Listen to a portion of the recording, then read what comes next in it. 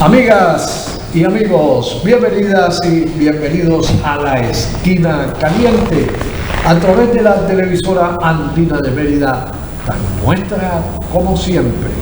Una presentación de Puragua Express, el mejor seguro para tu salud y la de tu familia, en el centro comercial Alto Chama, al lado donde venden las tisanas.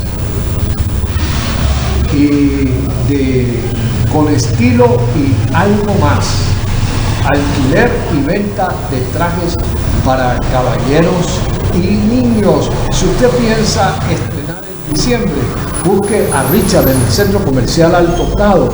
Él le va a indicar la mejor manera para que usted poco a poco vaya cancelando su estreno, ya sea porque lo adquiera o porque lo alquile.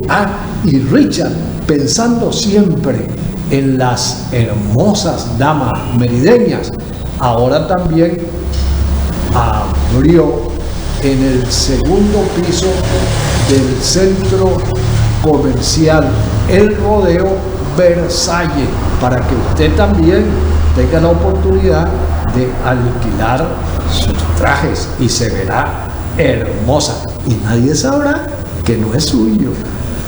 Bien, hoy es la segunda parte del programa anterior, donde comenzamos a abordar lo que tiene que ver con el referendo consultivo que ha convocado esta tiranía, y también para hablar un poco sobre ese diferendo de la Guayana Esequiba con Venezuela. Hoy de nuevo nos acompaña el doctor Claudio Briceño, doctor en Historia, profesor de la Universidad de los Andes, y también hemos invitado a la doctora Débora Ramírez, quien es profesora de la Cátedra de Derecho Internacional en la Facultad de Ciencias Jurídicas, Políticas y Criminológicas de la Universidad de los Andes. Así es que le damos la bienvenida a La Esquina Caliente y vamos de una vez, porque nos quedaron pendientes la cuarta y la quinta pregunta. Entonces, comience usted, profesor. Hoy no comenzamos con las damas, sino comenzamos con el caballero. Nos quedó la cuarta pregunta. Exactamente. Que es, yo no las tengo en la mano, si la tiene usted ahí la puede leer y hablamos un rato. La cuarta pregunta dice: ¿está usted de acuerdo en oponerse por todos los medios, conforme a derecho, a la pretensión de Guyana de disponer unilateralmente de un mar pendiente por delimitar de manera ilegal y en violación del derecho internacional? Esa pregunta se adelanta a la solución del problema actual. El problema actual es delimitar las fronteras entre Venezuela y Guyana, y para delimitar áreas marinas y submarinas, que es lo que habla esa pregunta, primero hay que delimitar y demarcar la frontera terrestre. Sin frontera terrestre no tenemos frontera marítima.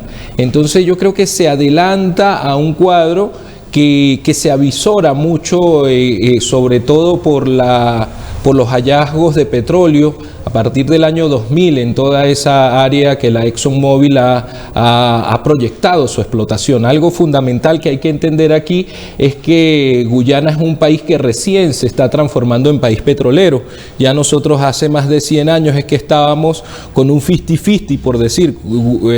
Guyana está a 60-40, es decir, la ExxonMobil es la que está aprovechando esto a diestra y siniestra. Entonces me parece que esa pregunta se adelanta a un problema y ciudadaniza un problema que es de soberanía nacional, que le corresponde al Estado venezolano, ¿no? Básicamente hay que entender esa realidad. Y hoy yo sí traje un conjunto de libros, y hay este excelente libro que es el del doctor Caldone Newhead, se llama Frontera y Límite en su marco mundial. Caldone nos habla un poco de esto, y me atrevo en citarlo para no decir que es que uno está inventando algún argumento.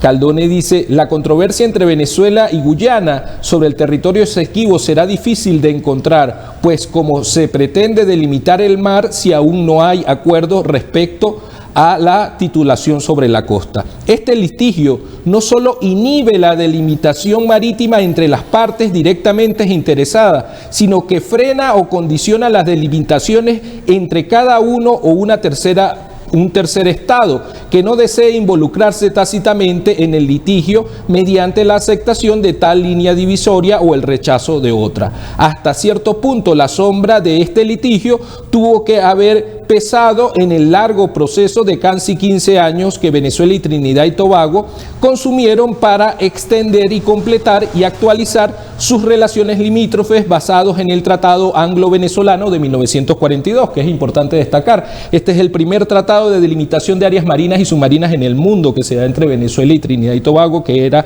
entonces una colonia inglesa. Y esto entra en vigor una nueva reactivación de ese tratado con Trinidad y Tobago en 1991. Es decir, aquí entraríamos como harina de otro costal, que es importantísimo, y eso abriría una caja de Pandora que es importante tener en nuestra política exterior, en nuestra política de fronteras, que tiene que tener coherencia, y es lo que pedimos los estudiosos, los académicos de la frontera y de los límites, de lo que denominaba Caldone Niuge la fronterología, que es el estudio sistemático de las fronteras. Yo opinaría de esa perspectiva en cuanto a esa pregunta.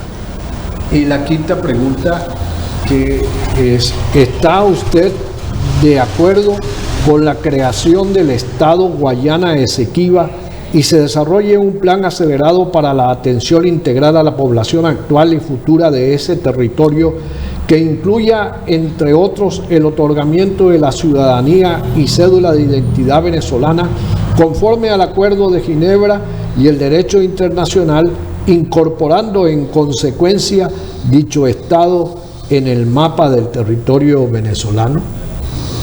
Esa es una pregunta que habla un poco de la gobernabilidad y la territorialidad sobre esos espacios que la soberanía la ejerce Guyana. La territorialidad y la gobernabilidad sobre el territorio de la Guayana Esequiba la ejerce Guyana. Ahí viven 200.000 personas, y el mejor ejemplo que yo lo puedo ilustrar, y se los ilustro aquí, es con una noticia que pasó hace poco, creo que fue en mayo, ¿no? Que fue un incendio que hubo en una escuela de Guyana, donde, imagínense, una muchacha de 15 años, la directora del colegio, ¿cómo es que se llama?, de castigo le quitó el celular. La muchacha en la noche, molesta, le prendió fuego al colegio, a los baños, y bueno, aquellos murieron muchos niños. Y bueno, imagínense, por ejemplo, los bomberos venezolanos hubiesen querido pasar a ayudar no pueden, porque los que ejercen territorialidad y gobernabilidad, y eso hay que entenderlo, es Guyana. Eso hay que entenderlo en su perspectiva. Nosotros consideramos que el laudo es nulo y rito, pero Guyana, desde que tiene su independencia, ha incluido el Esequibo como parte de su territorio, y nosotros siempre hemos reclamado aquello. Es importante en cuanto a eso del colegio de la niña, que a la niña la juzgaron como si fuese mayor de edad y tiene 15 años. Hubiese sido el caso venezolano y le hubiesen aplicado la LOGNA y hubiese sido niña, pues le hubiese salido muchísimo mejor, y por eso es lo que yo digo. Ahora, mi pregunta sería, en ese caso, ¿será que incluiremos a los que viven en el Esequibo para hacer el plebiscito también, el referéndum de las preguntas? Esa es otra pregunta que nos quedaría. Porque se considera que son venezolanos, exactamente. El territorio es nuestro. Exactamente. Bueno, vamos a la publicidad. Al regreso, yo quiero dejar una pregunta para que nos responda la profesora Débora Ramírez. ¿Qué efectos jurídicos produce este referendo consultivo? Si gana el sí o si gana el no, o si la abstención es mayor a la participación. Vamos a la publicidad y ya regresamos a la esquina caliente. Ya venimos.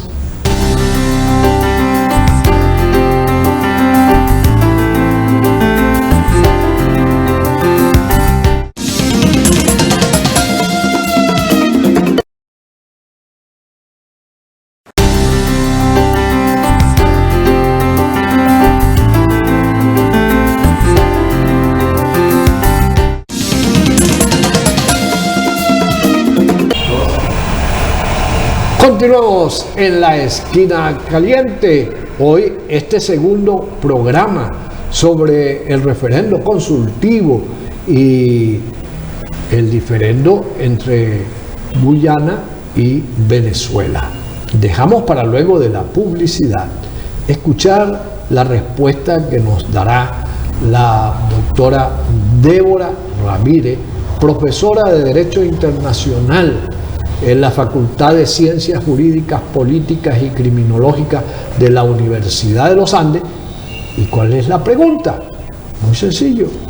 ¿Qué efectos jurídicos tendría este referendo consultivo si gana el sí, si gana el no o si la abstención es mayor a la participación? Bueno, buenos días, primero que todo. O buenas noches, dependiendo de la hora en que nos estén viendo. Exactamente.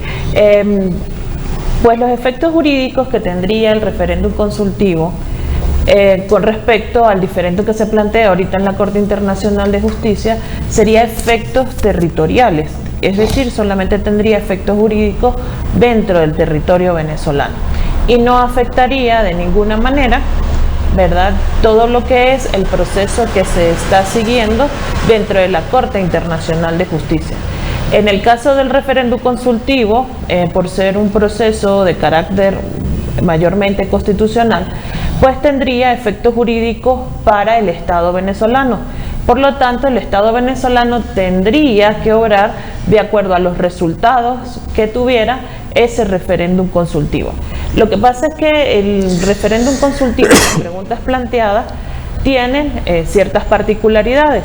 La primera es que la mayoría de esas preguntas lo que hace es confirmar todo lo que son las posiciones históricas del Estado venezolano, como es la aceptación del Acuerdo de Ginebra, donde en el artículo 1 establece la nulidad del laudo arbitral de 1899. Otra de las cosas es que vuelve a confirmar la falta de jurisdicción de la Corte Internacional de Justicia, algo que ha venido manteniendo el Estado venezolano desde el año 2018, a partir de que comienza todo este diferendo fronterizo en la Corte Internacional. Otra de las cosas es que otro de los efectos jurídicos que podría tener es darle como dirección a lo que son las políticas y estrategias jurídicas que pudiera establecer el Estado venezolano. En virtud de que se trata de una materia constitucional como es la integridad territorial, entonces en este caso el Estado venezolano tendría que hacer lo que la ciudadanía le mande según los resultados del diferendo. Los resultados, pues en Venezuela no se establece, por ejemplo, de que tiene que haber una mayoría absoluta de votos o una mayoría calificada, sino que se establece en los resultados de acuerdo a las personas que participaron en el proceso. La abstención tendría un efecto jurídico, político más que jurídico, y la negativa, pues en este caso sería una contradicción a lo que establece la Constitución Nacional con respecto a los deberes de los ciudadanos, que es básicamente, uno de ellos es proteger la seguridad del Estado, dentro de los cuales está la soberanía y dentro de la cual se encuentra también la integridad territorial.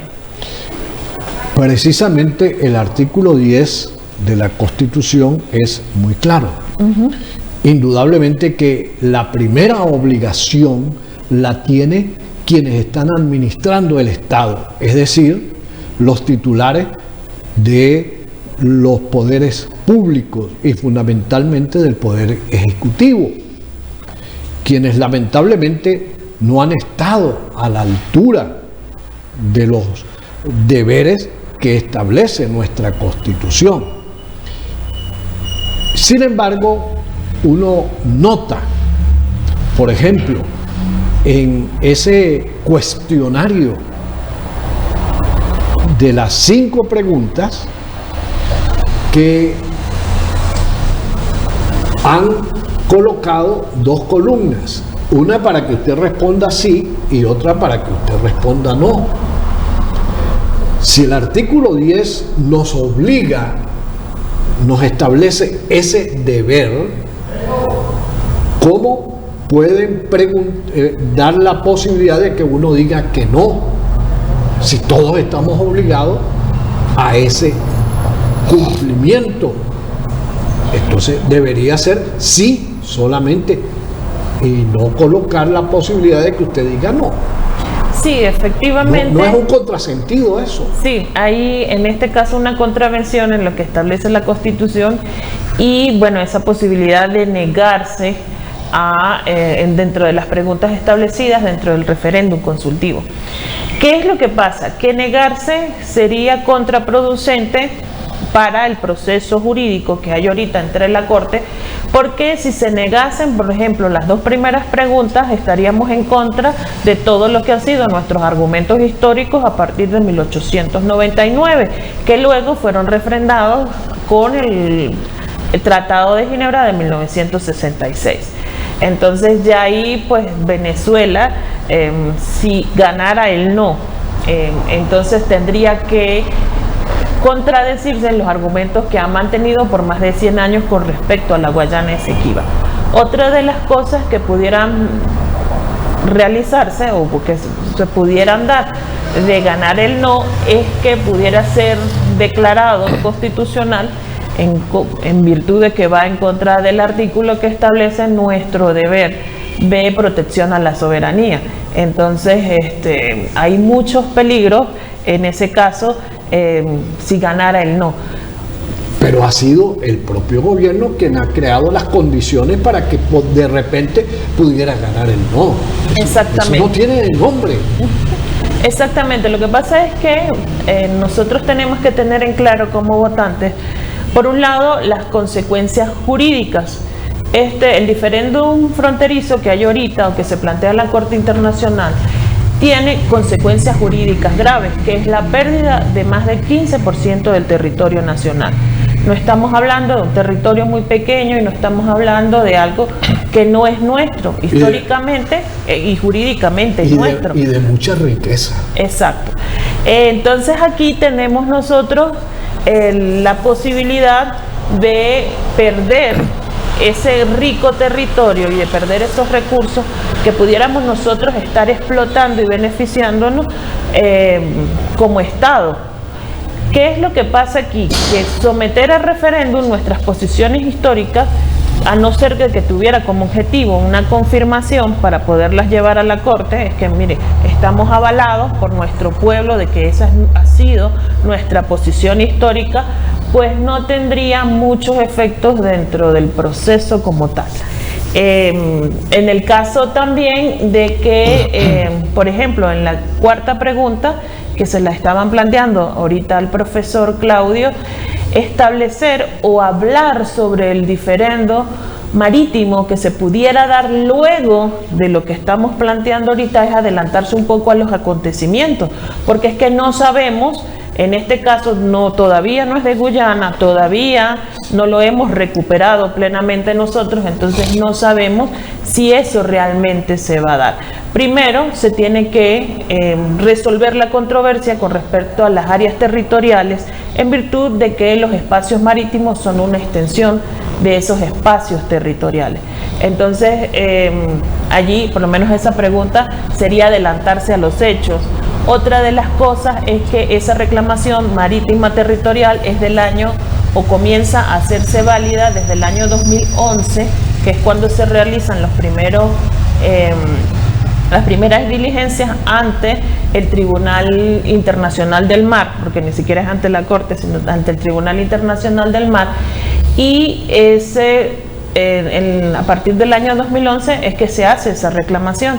Sin embargo, lo que está ahorita en el tribunal, en la Corte Internacional de Justicia, es el diferéndum, es establecer solamente si el laudo arbitral del 3 de octubre de 1899 es válido, y solamente se van a tener en cuenta los acontecimientos hasta el 17 de febrero de 1966. Quiere decir que todo lo que esté desde esa fecha para atrás no se va a ventilar dentro de lo que está actualmente ahorita de la Corte. Y entre eso está la reclamación marítima. Ok, tenemos que ir a la publicidad, pero al regreso yo quisiera que el doctor Claudio Briceño nos diera su parecer sobre esta hipótesis. Si hemos dicho de manera indubitable que ese territorio es nuestro, es venezolano, luego de este referendo consultivo, pudiera darse la posibilidad de que el gobierno decida ocupar militarmente esa región, ese territorio. ¿Cree usted que eso sea factible? Vamos a la publicidad y ya regresamos a la esquina caliente con nuestros invitados de hoy, los profesores de la Universidad de los Andes, los doctores Claudio Briceño y Débora Ramírez. Ya venimos.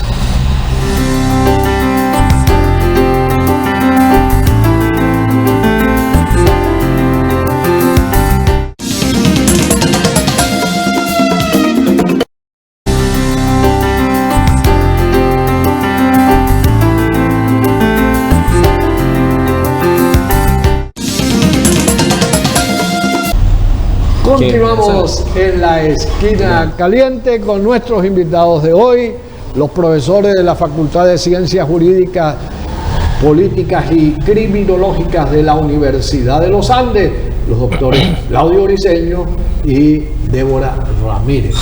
Y dejamos para luego de la publicidad escuchar el parecer del doctor Claudio Briceño en relación a la pregunta que formulamos. Si hemos dicho hasta la saciedad históricamente que ese territorio del Esequibo corresponde a Venezuela,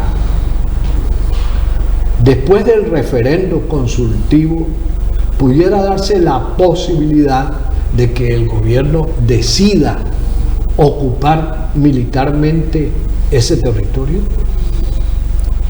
Yo creo que podría ser, ¿no? No podría ser, pero hoy recordando a mi padre que cumpliría años hoy, mi padre cumpliera hoy 84 años, cumpliera mi padre hoy, quien decía que no se puede querer lo que se desconoce, como no se puede defender lo que no se quiere. Una guerra entre Guyana y Venezuela sería algo catastrófico, sería algo más del tercer mundo, que le decimos, Caldones le decía la Humania del Sur, al tercer mundo. Nos transformaríamos otra vez como en el segundo mundo, como en el cuarto mundo, pasaríamos, porque sería algo catastrófico. Ojalá y no lleguemos a ese punto, porque las preguntas pareciese que van en ese sentido, como en una reafirmación de la soberanía ante el vecino sin ningún diálogo. Y es lo contrario, siempre hemos buscado el diálogo para decir que el territorio es nuestro. Y entonces yo creo que lo más lógico es que lo hagamos ante la Corte Internacional de Justicia, ¿no? Entonces, y tenemos los instrumentos jurídicos para demostrar que tenemos documentos históricos y realidades geopolíticas que nos ayudan a demostrar nuestra reclamación. Entonces, yo creo que debemos utilizar todos los medios antes de llegar a la guerra, ¿no? Pero la guerra yo creo que no beneficiaría a nadie. Aquí la guerra no beneficiaría a ningún, menos a nosotros, las ¿no? condiciones en que estamos. Te puedo dar una expresión muy cotidiana del venezolano, es que estamos en economía de guerra y no hemos entrado en guerra, ¿no? Pues pareciéramos que estuviésemos después de la Segunda Guerra Mundial, una cosa así como estaban los países europeos, ¿no? Que no tenemos luz, que no tenemos agua, que no tenemos gasolina, que no tenemos esto, que no tenemos lo otro. Y no es quejadera, es realidad de lo que estamos viviendo. Tenemos huecos que da miedo en todas las vías. Tenemos mucho, y entonces ahí son percepciones muy del cotidiano, y el venezolano lo menos que quiere, y el guyanés yo creo menos, es guerra. Nosotros tenemos que buscar una manera de solucionar este problema, y por eso lo básico, que también lo dice Guyana, hasta en el último documento que sacaron ahorita el 4 de noviembre, el canciller, ellos fundamentan todo en el Acuerdo de Ginebra también. Entonces yo creo que el Acuerdo de Ginebra es lo fundamental, pero hoy en día lo de la Corte hay que entenderlo. Si no vamos a la Corte, la misma Corte tiene un artículo en su estatuto, el artículo 53 de la Corte dice: cuando una de las partes no comparece ante la Corte o se abstenga de defender su causa, la otra parte podrá pedir a la Corte que decida a su favor. Yo creo que nosotros no podemos dejar de ir a la Corte. Eso es algo de lo que debemos entender los venezolanos, y esa es, por ejemplo, mi posición como especialista. Para mí, la vía jurídica que podría darle a Venezuela la posibilidad de que su petición sea admitida y logre avanzar un paso en la reclamación es fraude procesal, ¿no? El cual supone mayores ventajas en materia probatoria para Venezuela, ya que admite como medio de prueba factores indiciarios en los cuales encaja perfectamente toda aquella situación que Venezuela alega como injusta y que en cambio no podría ser encuadrada dentro de los vicios de nulidad comúnmente aceptados en la práctica internacional. En segundo lugar, es una cuestión jurídica elemental el reconocer que la cosa juzgada debe reconocer límites, entre ellos el fraude procesal, tal como es la aceptación general en diversas legislaciones internas. Por lo tanto, la falta de regulación positiva en el ámbito internacional no puede constituirse en un obstáculo para impugnar la validez de una sentencia arbitral, cuando dicha sentencia ha sido obtenida mediante el uso fraudulento de una institución originariamente prevista para el servicio de la verdad y la justicia. Nosotros estamos en esa posición, que sea fraude procesal, y Venezuela tiene todo, y por eso yo digo, tenemos que formar una comisión de los más preparados para ir ante la Corte y demostrarlo, no lo contrario. Por eso la pregunta número 3, yo creo que esa es para tomar café y discutirla tomando café en una tertulia de café, que ya te lo dije la vez pasada, y ya estamos lloviendo de sobre mojado de lo mismo, pero esa es la posición que yo creo que debería tener el Estado venezolano. Okay. Doctora Débora, da la impresión, por lo que uno le escucha a los voceros de esta tiranía, que lo que les ha llevado a reaccionar y recordar que ese territorio nos pertenece y que tenemos ese diferendo con Guyana, más que la lucha y las razones históricas, es el hecho de que algunas empresas van a explotar, bueno, los yacimientos petrolíferos, etcétera, y de gas, etcétera, que hay allí.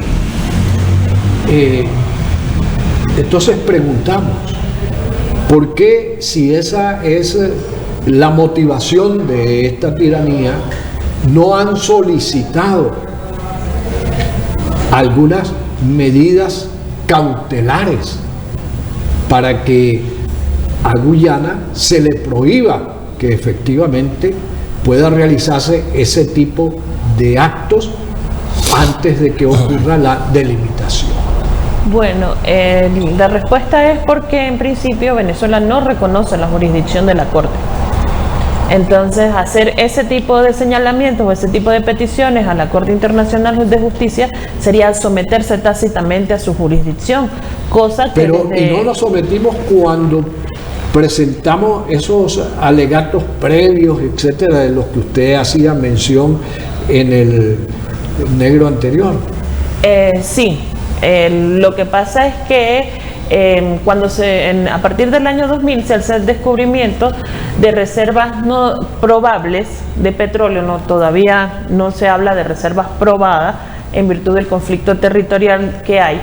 Sí, a partir del año 2000 se comienza a establecer todo esto, lo que es la exploración de no solamente de hidrocarburos, sino también de minerales, minerales que son rentables económicamente, muy rentables económicamente, y aquí se comienza entonces a realmente documentar la riqueza natural que tiene ese espacio. Luego se dan cuenta también de que existen reservas o fosos de petróleo muy ricos también y de petróleo muy bueno, es decir, un petróleo ligero, bien liviano. Ajá, no como el que estamos acostumbrados aquí en Venezuela, que es un poquito más pesado. Entonces, a partir de esas exploraciones científicas es que Guyana comienza otra vez en la Organización de las Naciones Unidas cómo acelerar el proceso de negociación. Entonces, en este caso, al quedar sin efecto ese proceso de negociación, entonces somete en el caso al secretario general, y el secretario general lo que dice en el año 2018 es que lo sometamos a la Corte. En ese mismo año se introduce la petición por parte de Guyana, es decir, ante la Secretaría de la Corte. En el año 2019 se aprueba esa solicitud, y es en el año 2020 donde realmente la Corte establece que tiene jurisdicción, y ahí es donde Venezuela comienza a reaccionar, porque a través de la Cancillería y de sus vicepresidencias, pues ellos habían estado reiterando esa falta de jurisdicción. Sin embargo, en el año 2022, cuando se dan esas famosas objeciones preliminares, pues se puede en este caso interpretar como un sometimiento tácito a la jurisdicción de la Corte. Ya decir que la Corte no tiene jurisdicción para ventilar del asunto, pues ya después de 2 fallos de la Corte diciendo que sí, pues resulta contraproducente. Yo soy de la misma posición del doctor Claudio, de ir a la Corte, de presentarnos y de presentar ese famoso contrainforme en el cual tenemos nosotros del plazo hasta el 6 de abril del año 2024. Entonces, también tienen que ser grupos de expertos y de expertos venezolanos, porque es que Venezuela ha tenido como tradición de contratar abogados de afuera, ¿verdad? Abogados que yo tengo conocimiento porque fueron mis formadores, yo sé quiénes son esos abogados que llevan el conflicto de Guyana. Sin embargo, ellos no poseen todos esos conocimientos o connotaciones históricas que sí tenemos los especialistas venezolanos. Y no tienen el corazoncito aquí, que es fundamental. Vamos a la publicidad y ya regresamos a la esquina caliente. Ya venimos.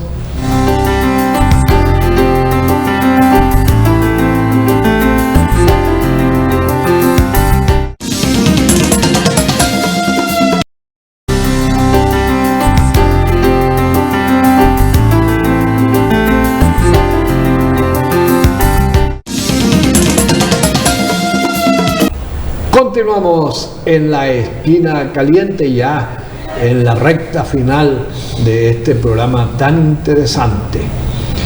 Y queremos entonces preguntarle al doctor Claudio Briceño.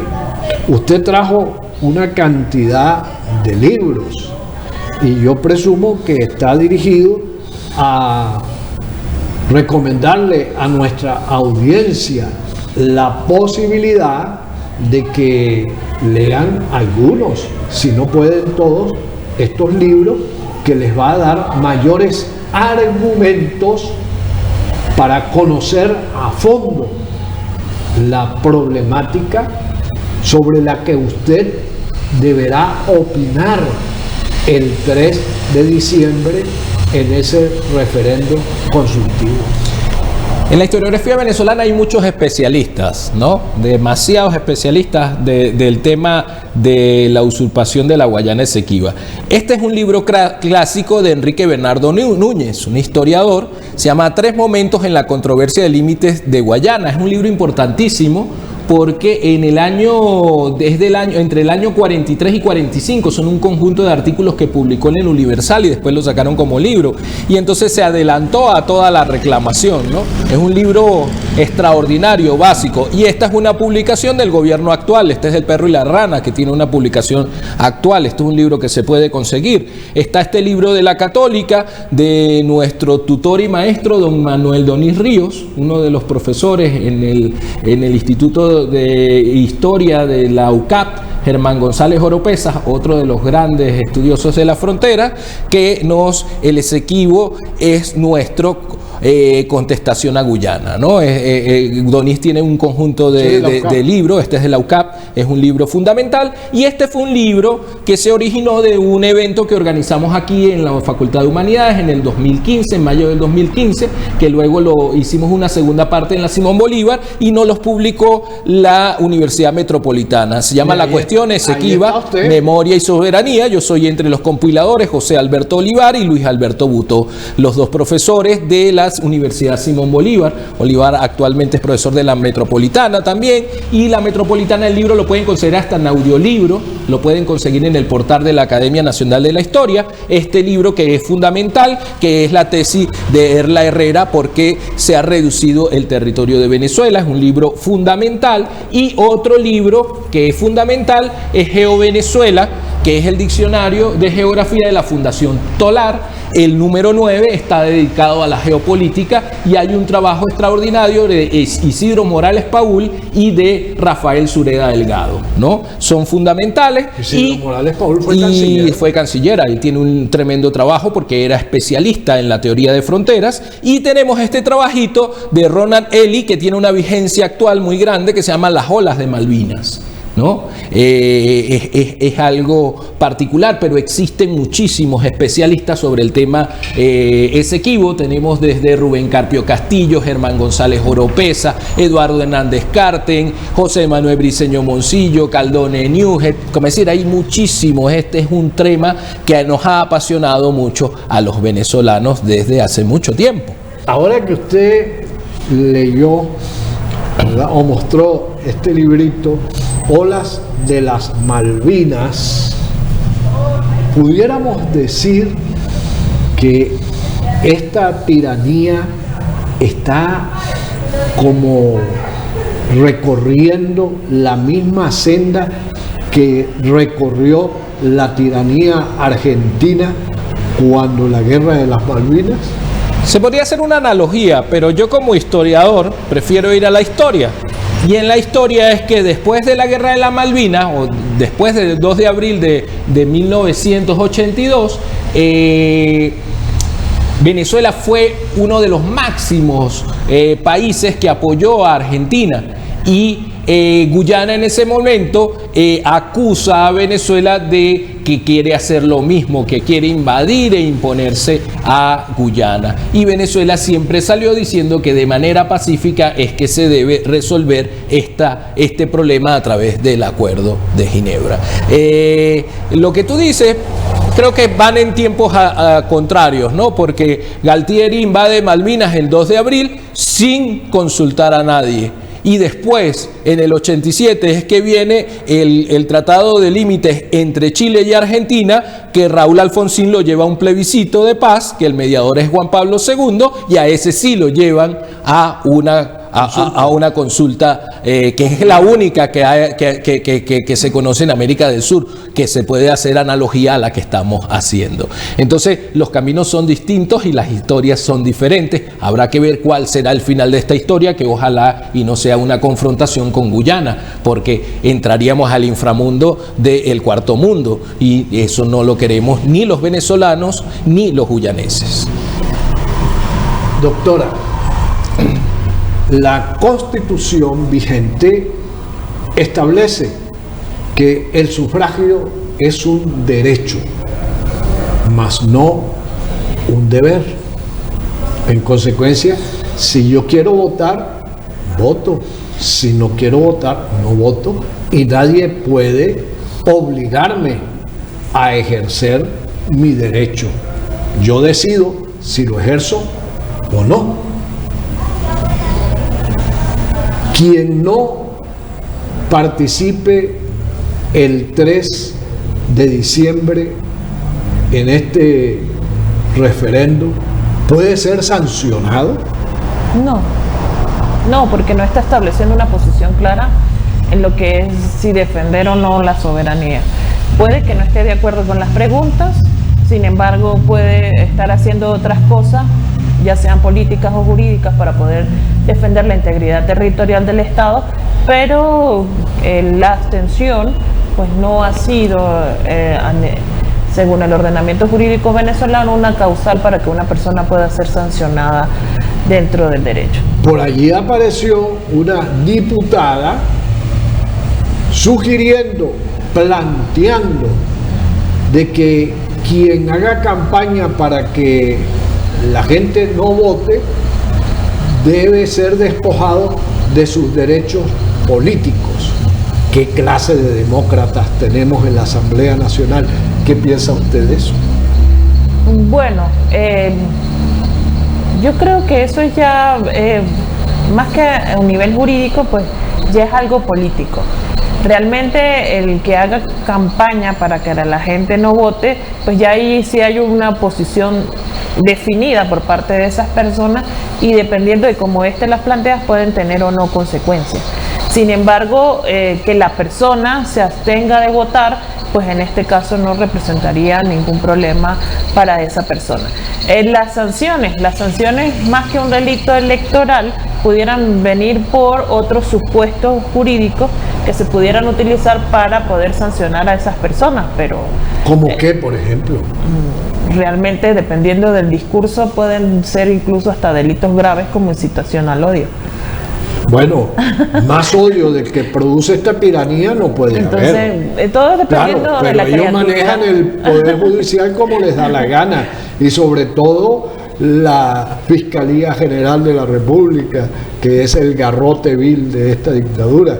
¿Qué opina usted, doctor Claudio?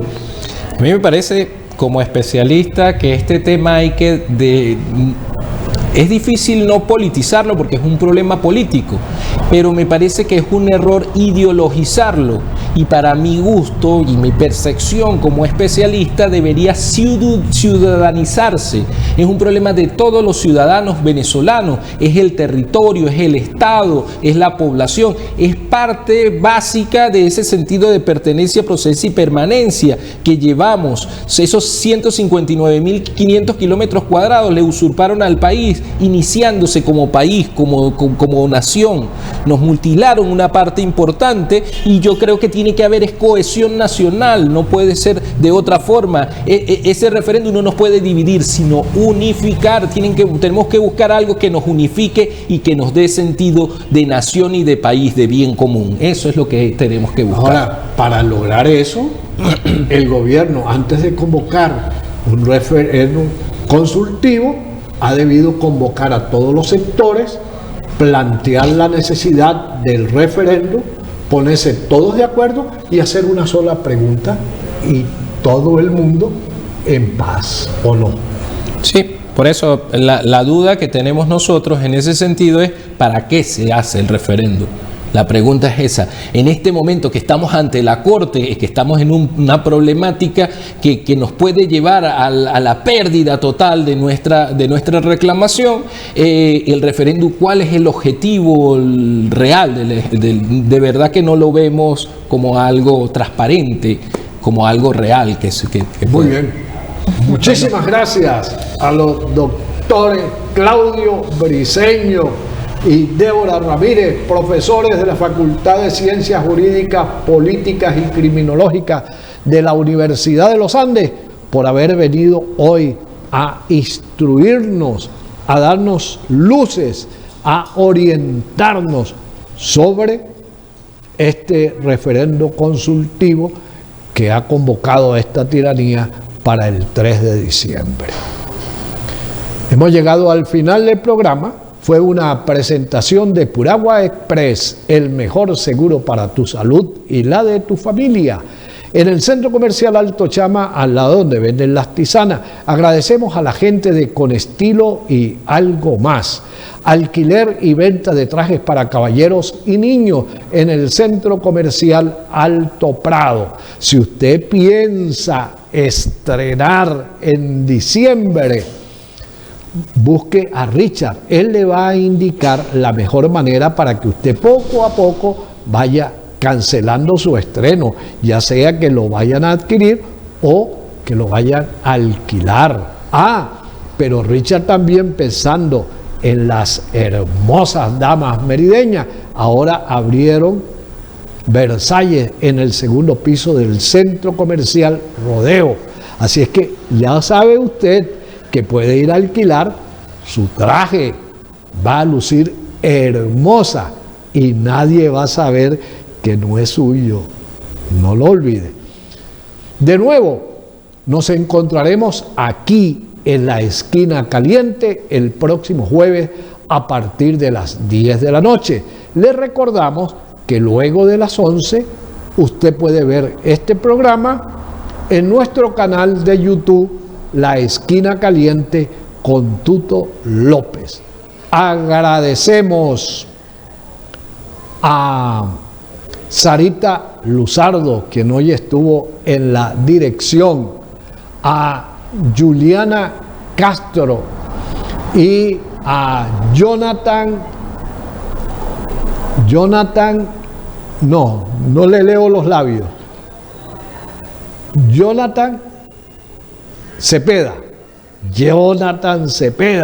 que han permitido que hoy les hayamos acompañado. Será hasta la próxima semana.